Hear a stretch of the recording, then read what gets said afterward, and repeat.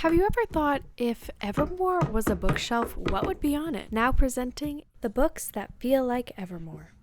Welcome back to my channel. Today we're doing a part 2 of Songs for Swifties. Today we're going to be covering Evermore by Taylor Swift. A few months ago I did Folklore, and that's one of the best performing videos on my channel. So I was like, the Swifties are here, they're supporting, I love to see it, and we're here with more book recs for Evermore. I have a cute little London fog with me today for the cozy fall vibes that is Evermore. So grab yourself an autumnal drink if you want to get into it with me. So first things first, track 1 is Willow. Now, I did have this book in Folklore as well, but just hear me out. Willow is a court of mist and fury. Just think about it. Okay. Basically, if you haven't heard of A Court of Mist and Fury, it is the second book in the ACOTAR series. It's basically following Feyre and Rhysand's relationship. If you know, you know. If you haven't read the series, girl, there's gonna be spoilers in the section. Sorry, not sorry. Okay, here's the direct quote from T. Swizzle that I think best correlates with this book. I'm begging for you to take my hands, wreck my plans, that's my man. Girl, Rhysand, that's my man. He's wrecking our plans, you know what I mean? And so Feyre and Tam, that didn't work out. Feyre and Rhysand, that's my man. Also, I feel like Willow is a very fantasy-coded song, like all the whimsical elements. Anyways, A Court of Mist and Fury, so whimsical, magical. Also, like the deeper, darker elements of like Feyre in the beginning, learning how to become herself through being in a safer environment. So good. Very Willow coded. Anyways, I'm keeping that one short and moving on because we also had A Court of Mist and Fury in the Folklore video. Check it out if you want. Track number 2, Champagne Problems. Now, this one might throw you for a loop, but the rulebook by Sarah Adams. Okay. College romance. I feel like Champagne Problems is a very Derek and Nora coded when they were in college. The rulebook is about a sports agent, Nora, and her ex-boyfriend, Derek, suddenly becoming a professional duo, and she becomes his sport agent and he's a football player. They had a massive nasty breakup in college, and then we're kind of unraveling like what happened in the past versus them rekindling now and figuring out what went wrong, yada yada yada. Now, this might be a spoiler, but this is a direct quote from Taylor. Your mom's ring in your pocket. Your heart was glass. I dropped it. Derek, when he was about to propose to Nora, and then she literally walked away, and he was like opening the door, and it was like, oh my gosh, he was gonna propose, but she didn't even come in because she broke up with him. Your heart was glass, I dropped it. She sure did. Derek is a real one, guys. I absolutely love Derek in this. I was never ready, so I watched you go. Sometimes you just don't know the answer till someone's on their knees and asks you. This was like so them in college. And also Champagne Problems was like a college romance. So yeah, Derek being let down in college was like really a heartbreaker for me, but the book makes up for it because they do rekindle. It's such a big spoiler though. Track number 3, Gold Rush. There is no other answer to this. Gold Rush is The Great Gatsby, and I just feel like The Great Gatsby is so Gold Rush coded. Just in the way Gatsby like admires Daisy, he really is like, she's the Gold Rush. She is everything. She is precious. She is everything golden in this world, and I feel like Daisy 100% is a gold rush here. Okay, do I really need to explain The Great Gatsby to you guys? It's a classic, been around forever. I highly recommend you read it. It's so good. Okay, this is literally Gatsby here, okay? I don't like anticipating my face in a red flush. I don't like that anyone would die to feel your touch. Everybody wants you. Everybody wonders what it would be like to love you, because Daisy is this just like unattainable, beautiful figure from his past, and she's married, she has a family and kids, and she loves Gatsby, and she feels like she can give him everything, but she really can't in the end. And that's why it's like everybody wants you. Like, Daisy is the number one girl. What must it be like to grow up that beautiful? That's literally Gatsby. And then finally, at the end of Gold Rush, Taylor is saying, we'll never see a love as pure as it, because it will never be. And that's literally losing Daisy at the end. Track number 4 is 'Tis the Damn Season. Girl, I got you a cutie little Christmas wreck here, okay? The Polite Before Christmas by Kate Stewart. I literally doing the research for this video, I was like, oh my gosh, this is 'Tis the Damn Season, okay? The Polite Before Christmas is following Whitney, and she's forced to face her past as she heads home for the holidays, and then suddenly her ex-boyfriend Eli is there because her brother brought him along and had no idea they had a history together. And so it's basically them rekindling while she's at her hometown at her parents' house celebrating Christmas. Literally, it's so 'Tis the Damn Season coded. Like, this is probably the most accurate one on the list, guys. Like, I'm staying at my parents' house and the road not taking looks real good now. And it always leads to you in my hometown. Like, yes, literally 'Tis the Damn Season, okay? Eli and Whitney are this. I love this. And then also just like the entire imagery of 'Tis the Damn Season, like the song, is them like having fun together, and it's so sweet and it's so cute, and they're like, it doesn't matter if it doesn't last because we're just like appreciating each other. And I was just like, this is literally the Polite Before Christmas. You guys have to read it. Add it to your TBR for the holidays, guys. So good. Track number 5, I think, is Tolerate It. I feel like the book that best represents Tolerate It in the themes is definitely Malibu Rising by Taylor Jenkins Reid, but not like the whole book, just Nina and Brandon. Basically, Nina is literally putting everything 100% into her relationship, and Brandon just sucks. I don't want to spoil it here. Nina is literally doing everything she's ever done, ever. It's so great. She's giving 100%, and Brandon is literally like, he's tolerating it. Yeah. Okay, next one is a little treat. We have Nobody, No Crime. Girl, I feel like we already know what I'm gonna say. It's The House Across the Lake. Taylor is literally quoted on page 1 from this song in the book. I love it. Basically, we're following this girl named Casey, and she goes to her family's lake house because her husband just passed away. And then there's like this house across the lake of like a rich millionaire lady, and she goes missing. And so we're kind of unraveling that in the thriller-y genre, and it's super good, so fast-paced, so engaging. I highly recommend. And then also just like, good thing I got a boating license when I was 14 is literally the boating vibes are there. We all know if we've read the book. Okay, next track is Happiness. I love this song, like with a burning passion. It just means so much to me. So guys, this was kind of hard to place.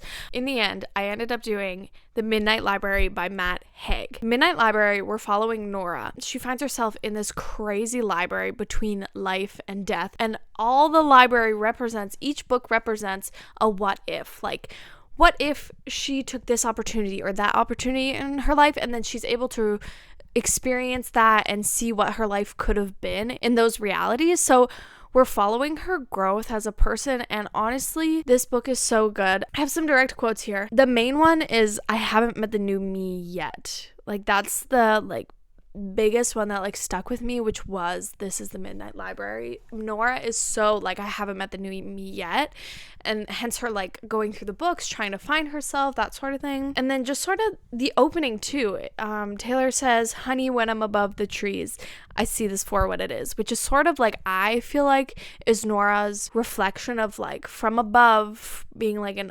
omniscient kind of person reading all these books and experiencing these things. She could really take like a deeper understanding. I just feel like this is a really accurate one as well, and I think like if you haven't read The Midnight Library, I highly recommend. Check the content warnings though. The next track is Dorthea. I don't love this track personally, but I do love the book that I'm attaching to it, which is The Great Big Beautiful Life. So The Great Big Beautiful Life is basically the story of a journalist following this vastly famous woman, and she's basically interviewing her so she can write a book about her, and we're sort of just going through her life and her perspective and her family drama and the like tabloid drama. And I feel like that's very Dorthea coded, because in the song Taylor's saying like, despite all the fame and everything, like, I'm here for you. And I feel like that's very Alice and Margaret coded, of being like, yes, I'm getting the inside scoop, but like, I'm here for you. If you're ever tired of being known for who you know you'll always know me. Literally them. Next up, girl, we got Coney Island. This one I placed as We Were Liars by E. Lockhart. Basically, We Were Liars follows the cousins running around their private island for the summer, and it's a past and present timeline, so we're following, obviously, the cousins running around for summer, and then we're also following the now. Everything went wrong that summer, and we're just sort of uncovering the thriller and the mystery that is what happened that one summer. I feel like because we were like the mall before the internet, it was the one place to be. The mischief, the gift wrap, suburban dreams was very like the cousins all being besties and having fun summers. Like, it literally was that, and like the reminiscing on that was so real. Did I close my fist around something delicate? Did I shatter you? Enough said. Okay, the next one I have is Ivy. I don't love Infidelity, but The Layover by Lacey Walden was a pretty good read.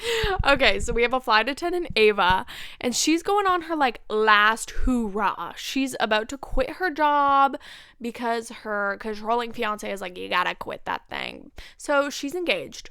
Yeah. But then, okay, she does her final flight, and then there's like a crazy layover. Things are being canceled, and she's stuck there. But who is she stuck with? A handsome flight attendant who is her enemy, and they go on some fun adventures, and it's so silly and so slay. Obviously, Ivy is about her liking another man while being promised to another. Like, my house is stone, your ivy grows, and now I'm covered in you is so like Ava and Jack's relationship flowering despite her being with another man. The book was very like summer vibes and amazing, but I didn't love that she was like literally cheating on her partner. Like, you could have just broken it off and then started dating this guy. Whatever. That's the best match I could find.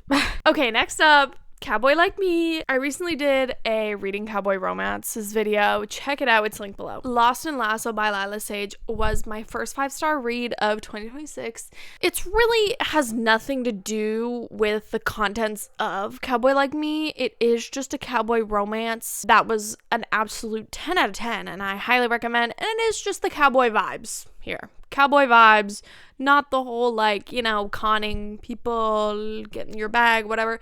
It is just people in cowboy country falling in love. Girl, next up we have Long Story Short, and I am going to be pairing it with Carrie Soto is Back by Taylor Jenkins Reid. I feel like this is another really accurate one, like really accurate. So if you don't know, Carrie Soto is Back is about a retired tennis player, and her number one spot is about to be broken by some new young and up and coming girly, and Carrie Soto's like, you know what, I'm coming out of retirement here and I'm gonna face her.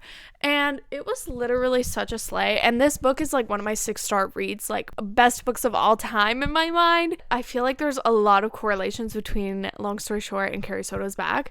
I tried to pick my battles till the battles picked me. She clung to the nearest lips. Long story short, it was the wrong guy. It was so her with that Brandon guy who was married. It was like, long story short, girl, he's not the one. Like, that was not him. I literally hated him. He was the worst. Okay. And then also there's a little love interest with Bo, and I feel like no more keeping score. Now I just keep you warm is so Bowie and Carrie coded. And then at the end of the book is so when Taylor says, past me, I want to tell you not to get lost in these petty things, is so, it just fully encapsulates the growth that Carrie Soto has through this entire book. Is just so good. And I just feel like Long Story Short was just like, same thing, girl. Next track we have Marjorie. I feel like the only book that I've read personally that encapsulates Marjorie would be One Italian Summer by Rebecca Surley, which is basically our main character. Her mother passes away, and then she goes on this vacation that her mother went on when she was a young girl, and she sees her mother as a young woman there, and she's sort of like going through this vacation learning more about her mother. But I think this is so Marjorie coded when she's saying like, and if I didn't know better, I think you were talking to me now.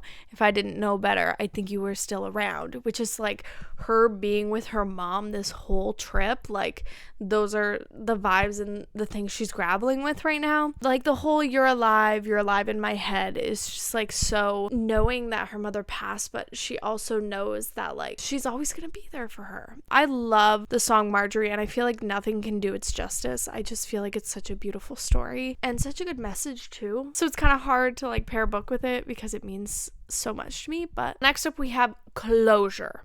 which is going to be Funny Story by Emily Henry. We're following Daphne, and her fiance just left her for his girl best friend. And so she has nowhere to go except for this girl best friend's ex-boyfriend who just got dumped because the two ended up together. And so they have to room together because there's literally nowhere else for them to go. Closure is literally. Okay, so Daphne gets invited to her ex's wedding. Okay, because yeah, they're getting married. Yeah. Okay, so she gets invited to their wedding, and which is so. When Taylor said, yes, I got your letter. Yes, I'm doing better. It cuts deep to know ya, right to the bone, is literally Daphne being like, you're inviting me to your wedding after you just broke up with me. Like, okay, buddy, sure. And then also the quote, I can feel you smoothing me over, is so like, her ex Peter just trying to like be like, let's stay friends. You should come to my wedding. Oh my gosh, no, like, it's not you, it's me. Like, oh my gosh, Peter, shut up. And same with staying friends would iron it so nice. And guilty reaching across the sea that you put between you and me, but it's fake and it's oh so unnecessary. I don't want closure. Just bye. And finally, the last track we have today is Evermore featuring Bon Iver. And I did have this book in Folklore as well, but Evermore is so Normal People by Sally Rooney coded. Normal People is following Connell and Marianne through a very long on and off situationship from when they were in high school till they graduate college. A lot of the lyrics from Evermore are just so them. Like, that's the couple. And especially Marianne, I feel like this could totally be her perspective. Direct quote, and it was real enough to get me through. That's literally Marianne through all of her turmoil and horrible relationships in college, just trying to be a loving and loved person, but she's like really not okay. Can we just get a pause to be certain we'll be tall again? I feel like that's so Connell coded with him like learning to deal with his anxiety when he gets to college because he's going through something like really traumatic of his friend passing away. He just feels like life is moving on without him, and he's so anxious and he doesn't know what to do. He doesn't know what to do to feel better. And I couldn't be sure. I had a feeling so peculiar that this pain would be forevermore.